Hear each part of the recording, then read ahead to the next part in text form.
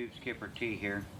Today, I think what we're going to do is we're going to take this particular design of a mallet and we're going to make it a square on the end versus a round mallet such as this one. Just thought, you know, what the heck, a square one might be pretty good as well. So I've chosen another big piece of oak from my firewood pile. And we're going to see if we can make this, but in a square fashion. Same complement of tools that we used yesterday. We'll use the saw to circle around, cut that edge around that we did yesterday. We'll use the beading stick.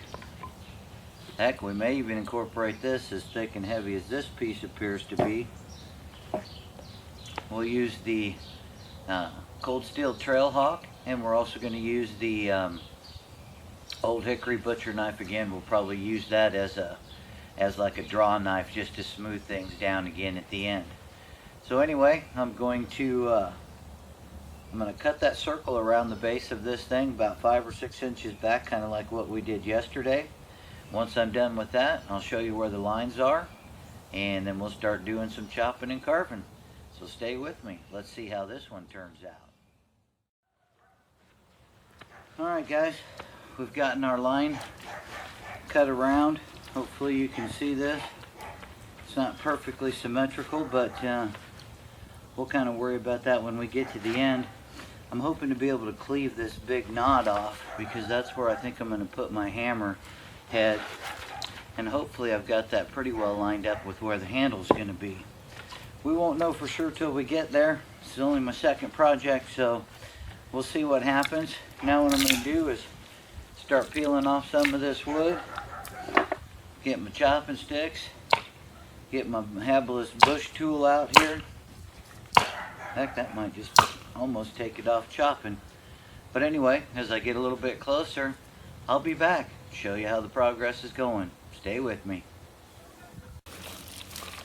Okay guys, after tons and tons of hammering, I've gotten that piece down to basically a square with a round handle on it. Boy, I tell you what, that was a knotty piece of wood, very difficult. I've got a knot there. I've got one right here that's presenting a problem with the handle. I might etch along here with the saw and take that down just a little bit to see if I can get past these really rough edges right here. You know, I could probably take a little bit more off in this area here. Maybe make a pretty good sized or just a smaller handle to get a hold of it. You know, I've got a knot that's right here. The other big issue is this huge curve knot right here. Every time I hit on this thing, it breaks and comes around the turn. And I'm thinking to myself, do I really need that large of a square head? So I'm seriously considering cutting about 2 to 3 inches, maybe somewhere into this area here, and then just end up with basically a 3x3 maul.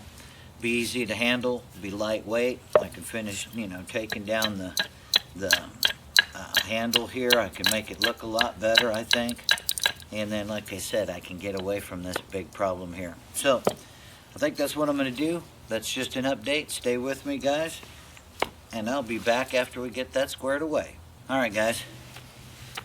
Here's where we are. I cut it off. Got it down a little bit to more of a manageable size and a manageable weight. Right now I'm still kind of working on getting the edges good and flat, primarily on 2 of them. I don't know that I'm going to do a lot with the long sides on that. I might try and trim those down just a little bit on the sides here. We'll see what happens, but primarily I'm thinking that would make one hell of a nice, again, maul. Somewhere between the weight of this one that we made, about 1/3 the weight and size of this one. Not 1/3, but 2/3 rather. A little bit different configuration as far as the square sides are concerned on it. I kind of like it. And one thing I just did want to demonstrate, and anybody that tells you that an old hickory butcher knife, such as this one here, is just cheap and worthless and shouldn't be in the pack, and it's too big and the blade's too thin and at an 1/8 of an inch. Again, this is 1095 carbon steel. But one of the things that I've been doing with this is I've got this nasty ridge right along here where I sawed down, and just to make the handle a little bit smaller. So what I've been doing is putting myself in between it, and then I just been blade down, just using it like a draw knife, although I am pushing it as opposed to drawing it. That way the spine part is up against my hand and I'm not going to cut myself. And now all I've got to do is just go through here, and I can shape this pretty much any way I want. Nice small shavings, smooth.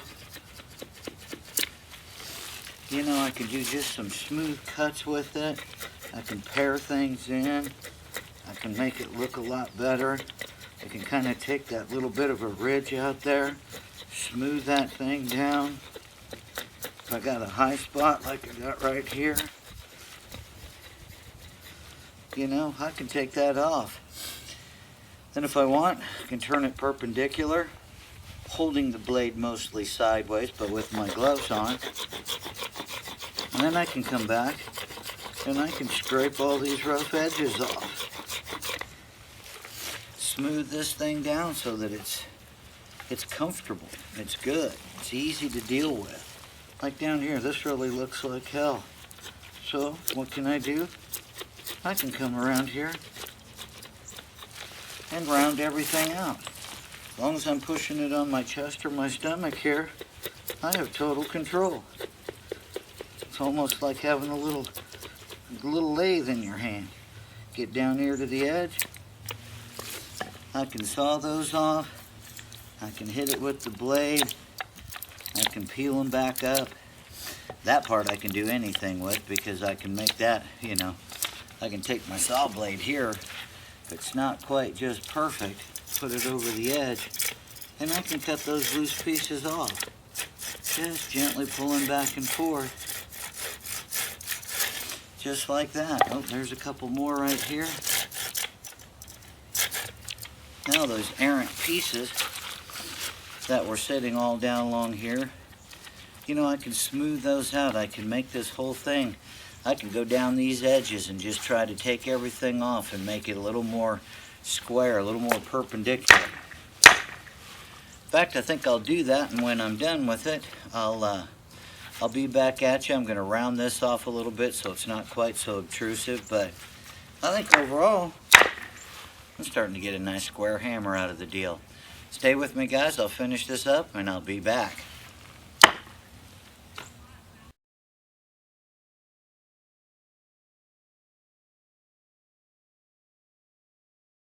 Alright guys, I'm done. Cut that off like I was discussing earlier. Made that into about a 4-inch, about the width of the palm of my hand. So that tends to work out pretty slick, about 4 inches or so. I smoothed down the handle. Again, I was using the old butcher hickory knife. Kind of as I would repurposed my scarf, then I would use it as a draw knife, although I was pushing away with it. Tended to work really well. Then I would flip it over with my gloved hands. I would use the spine. I would really just go up and down and shave all the rough edges off. So actually this has turned out to be a pretty nice square-handled maul. I did kind of blend that in right here where I had those other cut lines. It's not perfect, but it's certainly doable. I can, choke up on it if I need to. I've gotten all 4 sides fairly flat. One side's not quite where I want it to be, but, for today's purposes, that's just fine. These 2 here that are a little bit thinner, I think are probably where I'm going to do the primary part of the pounding anyway, so it tends to fit in my hand good with that little notch right there. I can put my thumb in it if I want to. I can wrap around, my fingers fit in there nicely. That works out pretty slick, guys. Turned out pretty darn good. Again, quick review. There's the bigger, heavier round mallet we made. And this was my original stick, so I turned around and kind of squared it off a little bit on the sides. Did leave a rounded side to it, which I thought would be nice because then that would fit good into the actual divot that's here on the Habilis bush tool, designed specifically for batoning down through wood. But all in all, this really worked out pretty slick today. I did actually have to use my tomahawk a couple times on this, and because there was a couple of big knots, and I'd have to take the big one and then just, you know, pound down through it. But all of the tools have worked superfluously, and as it turns out, I now have 3 awesome, made out of wood, ready to go camp tools. Again, guys, this is something you can do in the backyard. You can do it while you're out camping. You know, you got a nice day, you're sitting in the park, take a pocket knife with you, take a knife with you, grab a piece of wood, whittle, cut, do whatever you need to do. If you've got any other questions, have any other comments, please like the video.